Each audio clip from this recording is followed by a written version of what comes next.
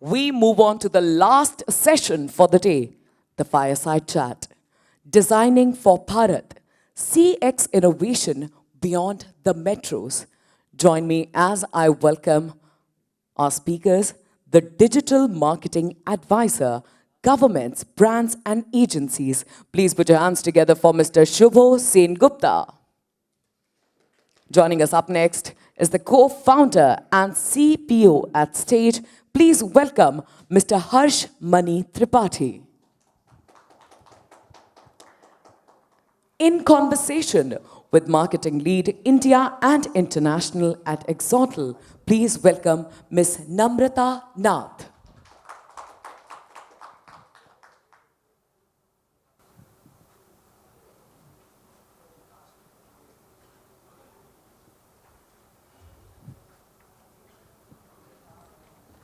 Welcome, Namrata.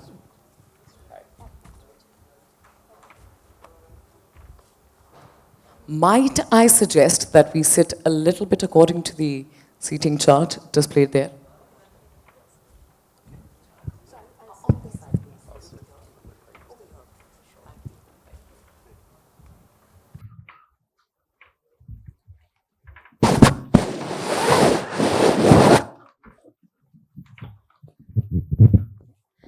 Thank you so much for coming on stage, and thanks for the introduction. I hope you're all charged up, and I know it's the last part of the session, but we need all the attention over here as well. So thank you so much for being here. The topic of this fireside chat session, which is designing for Bharat CX innovation beyond the metros. Very interesting topic. In fact, I wanted to kind of start with a personal experience that I had. We are in a day and time that Paytm, as we all know, I don't know when did I last visit the ATM machine or to withdraw cash. It's always been Paytm all over. At the same time, I happened to visit Assam, a couple of years back, 2 years back, and I was going through a village in Kaziranga, and I was not carrying cash, and I took out my Paytm. I said, "Where's the Paytm code?" And it was unfortunately not there. And likewise, last year when I was in the US, I wanted to do digital payment and it was not possible. However, here in Metro, it is pretty much possible. So such a vast difference when it comes to India. But slowly, I think we are all coming at an equal stage. With that in mind, when we talk about Bharat and when we talk about beyond the metros, one thing that before I jump into the question and I just wanted to talk about the context. When we talk about Bharat Consumer Group, we often kind of, lead it to the understanding primarily boils down to tier 2, tier 3 market or probably rural India. And, what defines Bharat is the sentiment. What defines Bharat is the vibe. And what defines Bharat is also the trust, the digital behavior that people are adopting to, the sentiment. So all in all, the language, all in all bundled together is what defines Bharat. So my first question for today is that what defines Bharat as a consumer group beyond geography? And while you answer this, I would just like you all to introduce yourself first, and then move on to this question.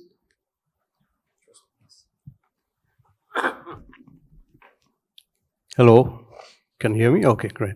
So my name is Shubho Sengupta, and I'm originally from advertising. As I like to say, I'm from the analog world in the 90s, mid-90s, print and brand and stuff like that. And I think around 15, 18 years back, I moved to digital. Since then, I've worked in both client side, which is the brand side, and the government as a consultant and everything, I guess. And for the last 8 years or so, I've been an advisor with the government on some special projects, Section 8 companies as they're called. I've been with MyGov, which is the world's largest citizen engagement program. I helped set it up. Then I was with Karma Yogi Bharat, which is again the largest, by default India is such a big country. training, online training program. It's like, Coursera, but for the government, all government employees. And the last 6 months or so, I've been with a project called the Nirmit Bharat project, which is part of the Ministry of Commerce, and which is very directly connected with the discussion we are about to have, which is empowering small SMEs, Kirana stores, the Bharat, as we sometimes call it. Yeah. Happy to be here. Thank you. Hello, everybody. I'm Harsh, one of the co-founders at Stage. At Stage, we're building an OTT for the regional cultures. And as you know, India is such a wide, diverse country. We believe there are so many more stories that can be captured, that can be told. And as it turns out, that we find ourselves at the crux of everything that's Bharat. And a lot of times, people refer to us as Netflix for Bharat. So that's a quick introduction. I think the term Bharat really emerged post the Geo revolution that happened. So in a way, it's like, it's a way to segment audiences. But I think over time, we have come to believe, and especially in the kind of industry that we operate in, we've come to believe that, it also is a sign of a certain, elitism that we operate with. The India Alpha identifies Bharat as the other, which is something that we've always loved challenging, so to speak. India has skipped multiple revolutions. From internet, we could not really penetrate laptops and computer screens. We directly went to the mobile phone. And once the mobile phones got connected to the internet, we were like, okay, now all of these audiences are Bharat. But I think there's a very interesting misnomer that's hidden in this term itself, in the segmentation itself. We believe that it's like any other pyramidal structure of a market.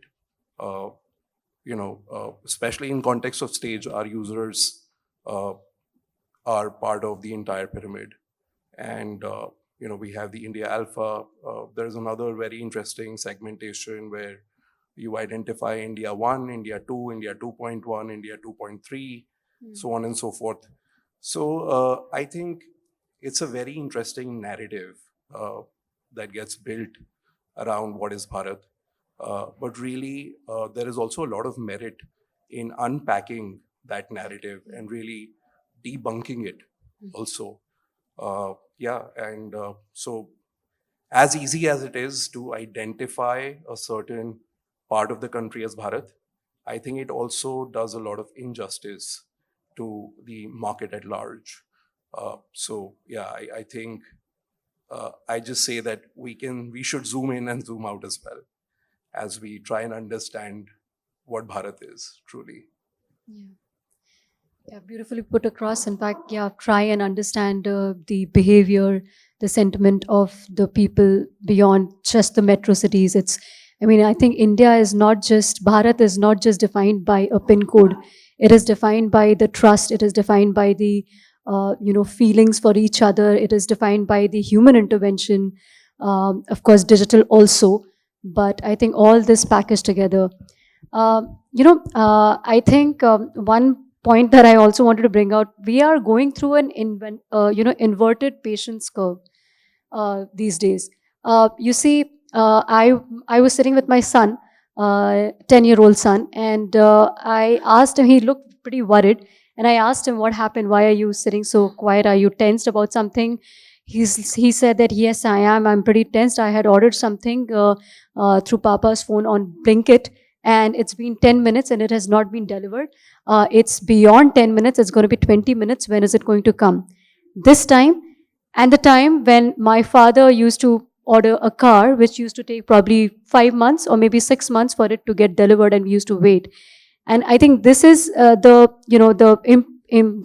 impatience, the curve that I'm talking about is there in metro, but it's not so much there in the in the rural area, I think people still can wait, but digitally it's kind of reaching over there. I'll come to the next segment actually. So, Shubho, to you, the patterns seen in digital adoption, service expectations, and trust in rural and semi-urban markets. How will you define that in terms of your experience?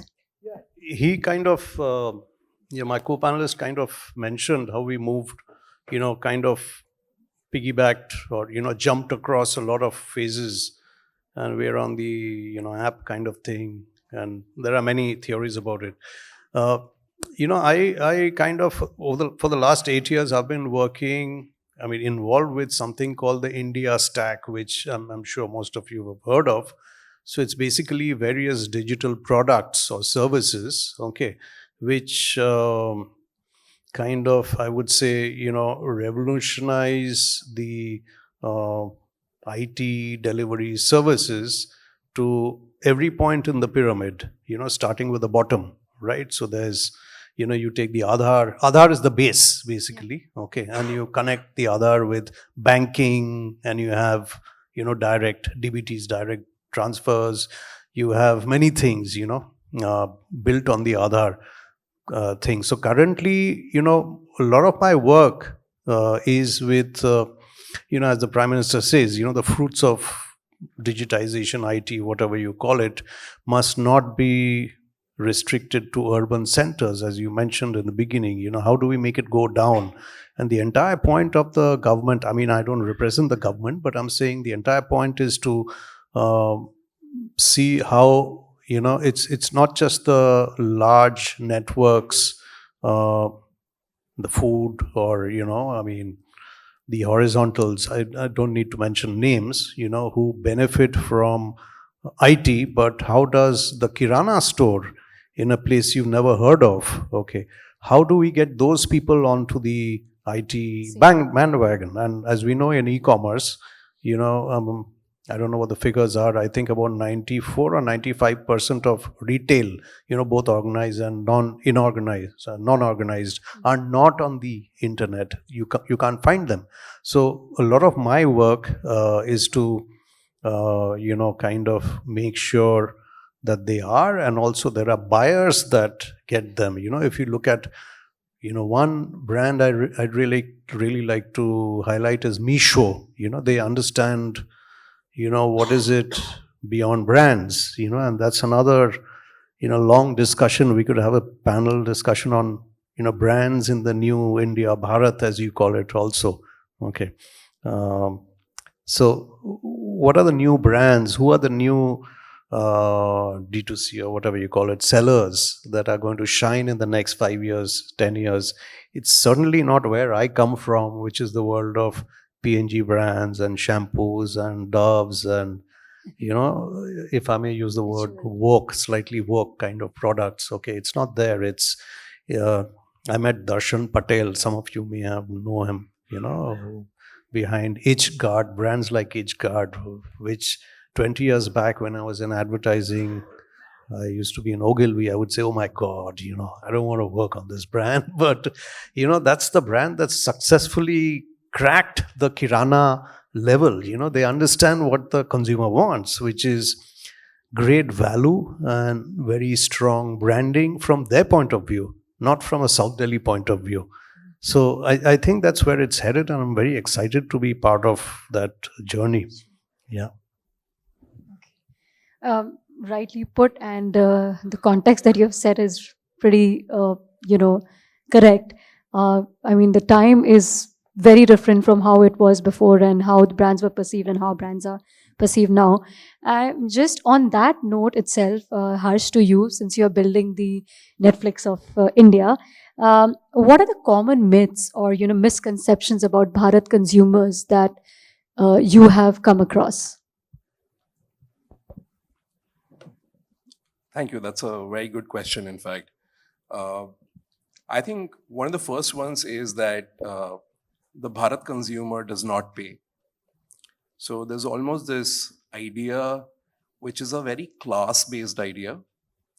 And I think the real myth breaking here is that where does a user fall in the pyramid has got nothing to do with their socioeconomic strata or socioeconomic class.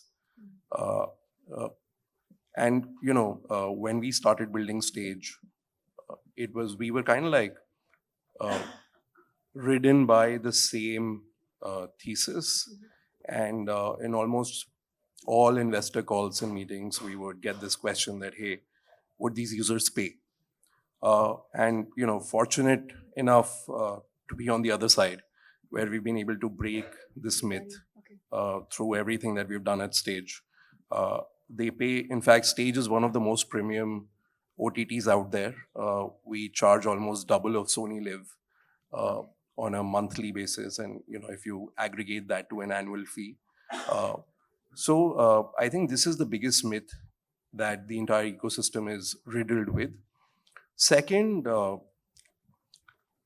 Bharat consumer is looked at from a very esoteric lens. It's almost like that, hey, there's this almost different race that we don't understand, which is very funny. I think companies really need to invest in breaking this and really doing a lot of on the ground research to understand the fabric of the consumer they're dealing with. There are some very gross common denominator assumptions that get taken and built up. And often I've seen that companies that are trying to build for Bharat, they operate on these principles as the core. And so I think, these are a couple of myths. They're considered as this very esoteric, almost different consumer. And there is a belief that they do not have deep pockets. I think to break that, I would say they are definitely value sensitive. More than price sensitive, they are value sensitive. They would pay for something that you create value for. And they are very much like us. Unfortunately, most of the creators are sitting in the India Alpha and community. So it gets very challenging for them to leave their glass offices and go on the ground and really understand what this is about. So I would encourage a lot of doing that. Yeah. Okay. I am moving to the next segment, which is, around channel preferences. I'm working with a company called Exotel. And at Exotel, we help businesses talk to their customers so that brands can, have the conversation so seamless, so natural and intelligent in order to give a superior CX. In today's day and world, we believe that AI alone cannot solve everything.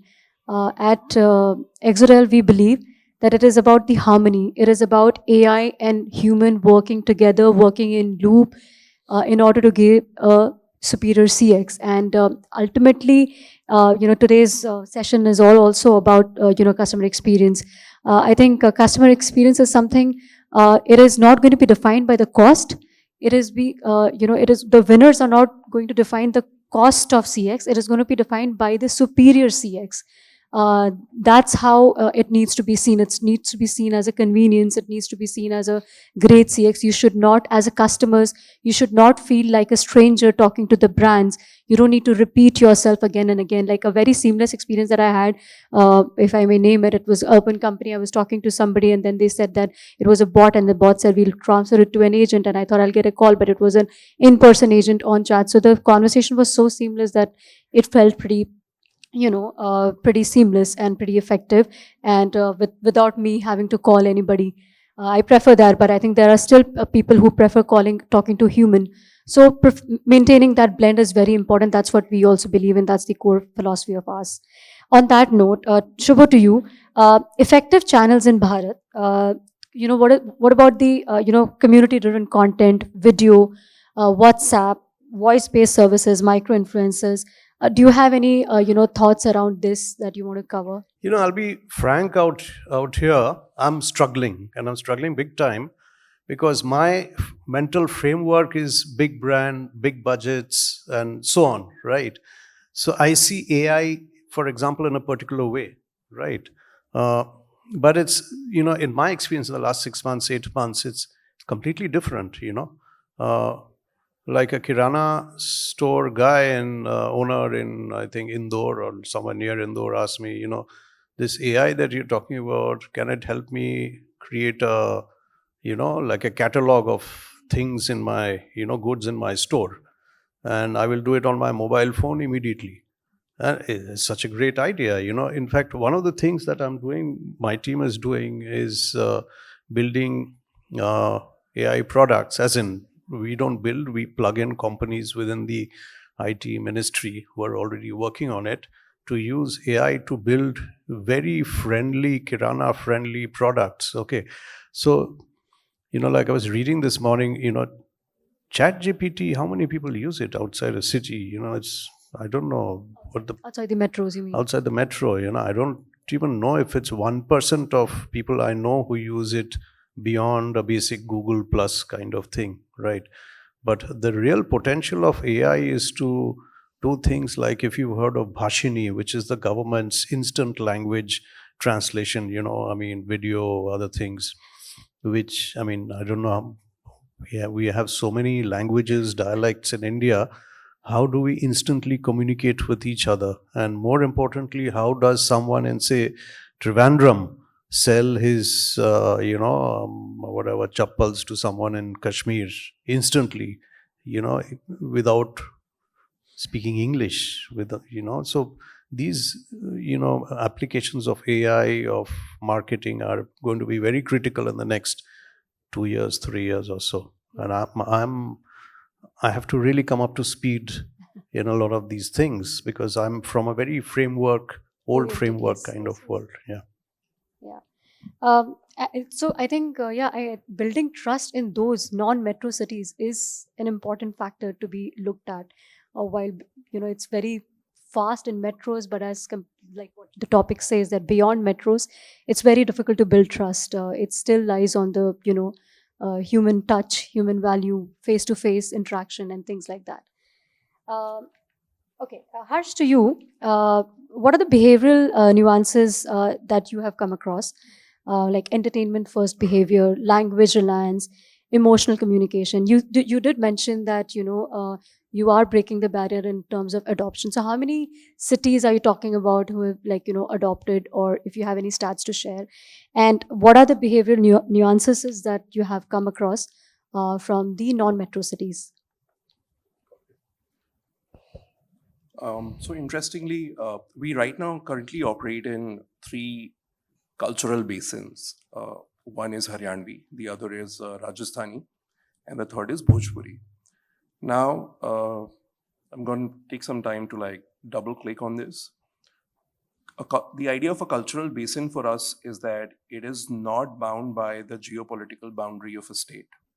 So, for example, a Haryanvi cultural basin also spills into Western UP, huge parts of Delhi, parts of Rajasthan and Punjab, right? Similarly, you have the Rajasthani and Bhojpuri. So if I speak from the lens of geopolitical boundaries, we capture Rajasthan as the state, Haryana, Punjab, Delhi NCR is entirely it's the biggest market for us. Almost entirety of Uttar Pradesh and Bihar, right? Also parts of Jharkhand. So almost 25% of state subscribers belong to the tier 1, tier 2 cities. And again, what we realized, this insight just showed upon us, and it was a big sort of shake on the shoulder, because we also did not believe when we started stage. The idea was that, hey, maybe, a lot of these users are in the rural hinterlands. But then it slowly dawned upon us that the urban centers are home to pretty much the entire strata. In fact, sociologically speaking, the urban poor is poorer than the rural poor. So again, a huge part of our audience is come from metros and tier 1, tier 2s included, even though these definitions are a little outdated now. Yeah, and that's largely the split. Now, when we think of designing experiences, we have to also understand that with the penetration of internet, a lot of these services are now so readily available for the entire strata, pretty much. And as an outcome, almost all of these users are equivocally used to the most modern tech. In fact, like how Sir was saying, our research team found that there are students who reside in villages. They are chatting with ChatGPT day in and day out. They're using ChatGPT as a companion to recommend films to them. They're using ChatGPT as a mental health practitioner, so on and so forth. That is the level to which technology today has penetrated. Our users are exposed to watching Avengers on Geo Hotstar. They watch Stranger Things. This is tier 2, tier 3. This is, I'm talking of like, I don't know how to label tiers here. This is probably like tier 4, tier 5. Okay. This is a village near Gopalganj. Gopalganj itself would be like tier 4. Okay. So, yeah, I think we really need to like widen the lens there. The truth is that a lot of the audiences today are exposed to the most cutting edge tech. And hence designing experiences cannot be looked at from a differential lens, right? So for example, in our case, the person is using Netflix to watch Stranger Things. We cannot differentially design for that user. We cannot treat them, and when we think about differentially designing, we try and treat them at a different level, which is in most cases below the the most cutting edge tech. But I think those things have just not held the test of time. And over time, we've only come to realize that we need to do the best. We need to provide them with the best cutting edge tech that is out there. I think the real difference that creeps in when we design is that there has to be a certain level of customization. We need to rethink the preferences. We need to rethink the linguistic interfaces of the product. We need to rethink a lot of that. Those are the areas where our biases need to be challenged the hardest. Yeah. Pretty deep-rooted, yes, it is. So, what do you think the role of omni-channel is in delivering seamless experience? Have you come across this?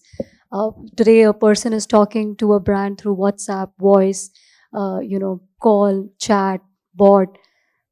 How do you, to you or to, even you, Harsh, how do you see the role of omni-channel in delivering seamless experiences? So I think traditional, I'll keep it short in the interest of time. Yeah. I think traditional media is still very much there in a country like India, 1.4 billion, whatever. Okay.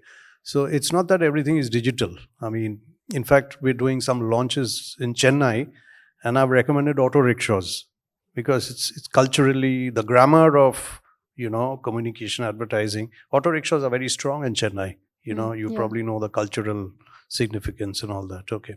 So, I mean, but how do you link it with something which is ubiquitous, which is digital, which is, your mobile phone handheld?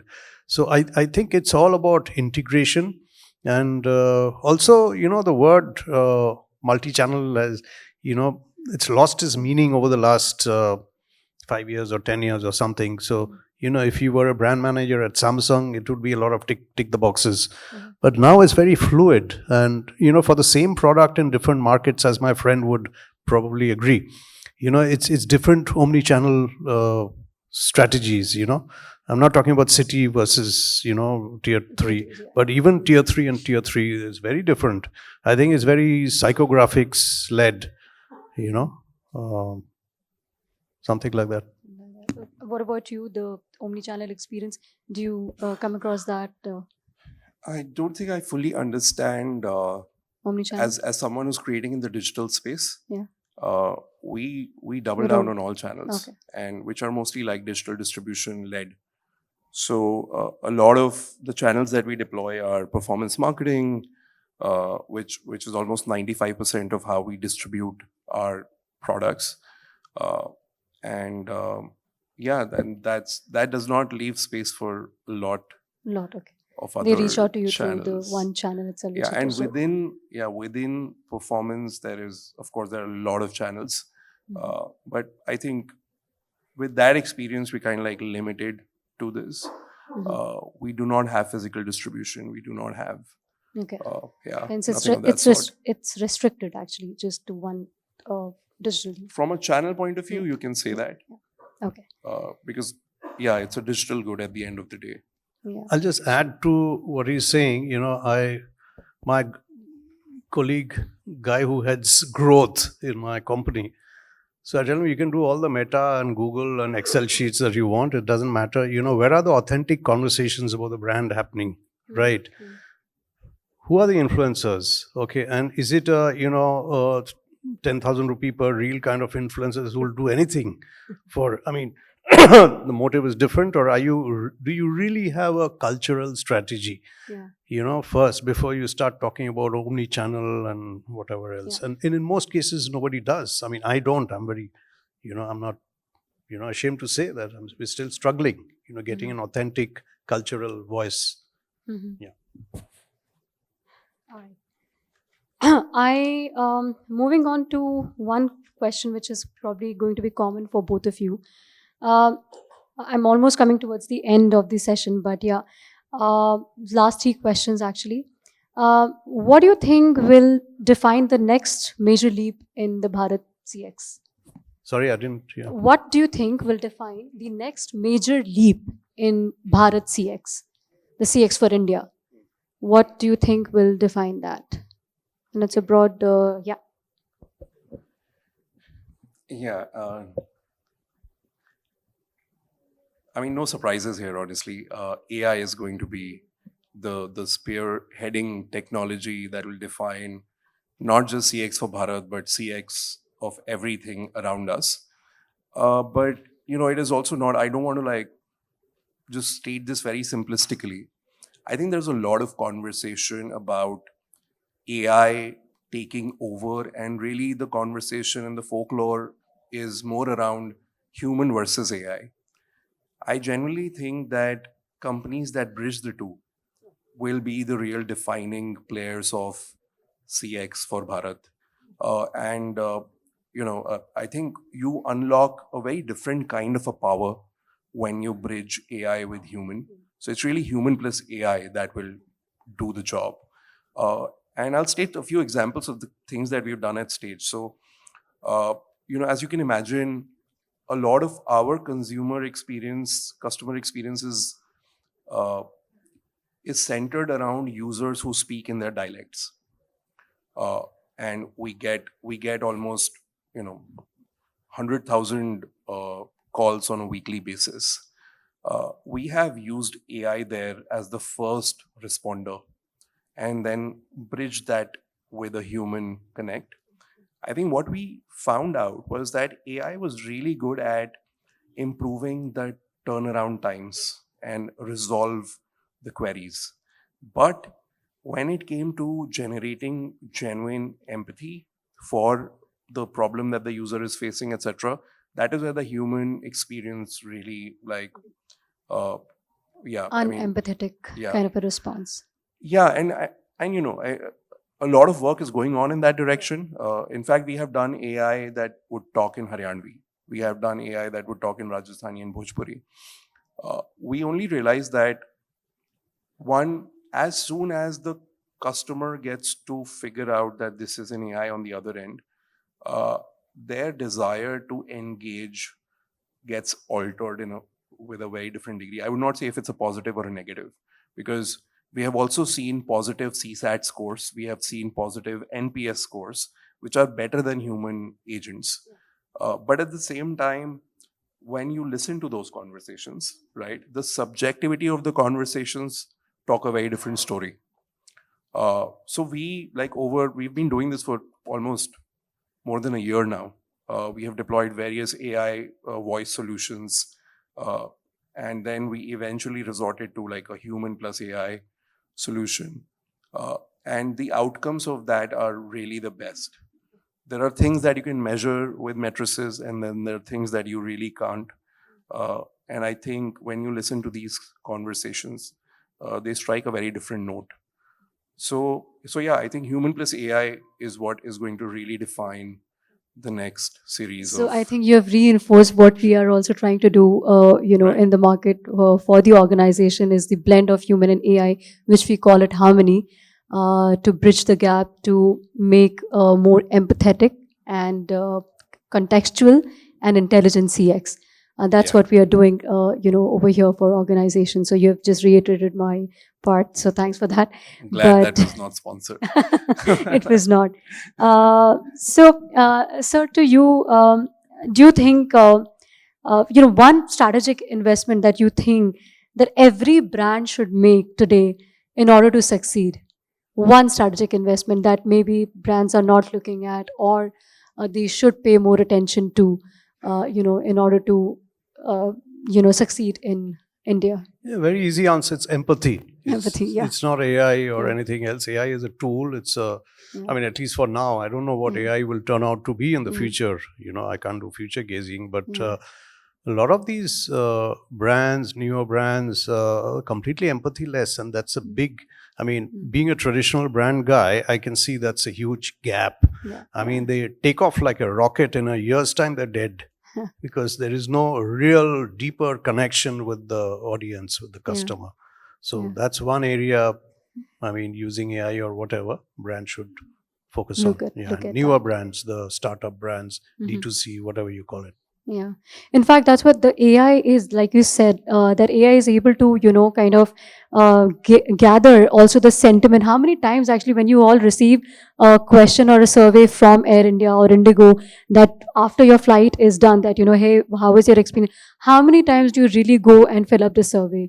So, the NPS or the CSAT, goes for a toss after the message comes on WhatsApp. But, I mean, can I have some show of hands? Do you really go and fill up the CSAT survey after you have taken the flight? Okay, one out of sometimes, yes. So very rarely do we do that, but with AI in picture, we are able to, gauge the sentiment of the people by analyzing the sentiments and by analyzing the way the customer is behaving. And we don't leave any stone unturned while understanding the behavior of the customer, so that that customer doesn't feel, they should not feel like a stranger or like, lost, not to repeat themselves. So I think empathetic is something that we are also working towards. So yeah, that is one important part. And in fact, during COVID, it had happened that was the kind of, the payment bounced for the credit card, but was down with, it was American Express, and they understood the fact that it was COVID, and they called and they said that it's okay. You can take as much time as possible, 1 month, 2 months. We can give you that leeway since it's a COVID time. So yeah, I also feel that I strongly resonate with that sentiment. And one thing that you would also like to call out, strategic investment that people and the companies and brands should make? I think there's nothing that gets better than this. So yeah, I think I would just reiterate the point. I mean, I think there's also a lot of meat in how to do it, right? One thing is to talk about empathy. I think there's a lot of like folklore and conversation about generating empathy, being empathetic. But how do companies do it? I would say that you need to invest in that. You really need to have people on the ground for whom it's like the full-time job, who understand before you start designing solutions, who understand, who have an ear on the ground consistently. And it should become quintessential part of your org design, that a lot of that information needs to flow in day-to-day decision making, right? If you're designing a brand campaign, or you're thinking about a product feature, or you're thinking about brand communication, all of that needs to really flow in. I think classically brands, and especially like FMCG brands, have been really, really good at that. I think that art has somehow gotten lost over time. And probably Sir can correct me if I'm wrong. FMCG has been one industry that has consistently invested in sending people on the ground to actually get insights, do the research. And I think you cannot just sit at home and generate ideas on how to sell Dove. It takes like real insight to sell a whim, for example. So I think that is one very pragmatic area of investment that I would say, which should eventually lead to the entire org design being more empathetic. Yeah. Thank you so much. Thank you so much for your time. Lovely speaking to both of you. Thank you so much Same for here. sharing your insights. I hope you all enjoyed the insights. Yeah. Can How I about just add one little thing Yeah, sure, to, please, sir, which please. I kind of forgot, especially the young people in the audience. Stop thinking brands. Sir, you are also young. Yeah, okay, thank you. Which is why you keep calling me sir, both of you. Okay. So, stop thinking of brands and marketing and advertising and, explore culture, explore, we were just talking about empathy. And if you look at empathy to solve problems, okay, for example, the pollution in Delhi, how do you solve the pollution problem using empathy? I mean, these are big questions that you should also ask. Don't restrict your creative thinking to only how can I sell more using AI, how can I sell more using empathy. It goes far beyond that. That's all. Thanks.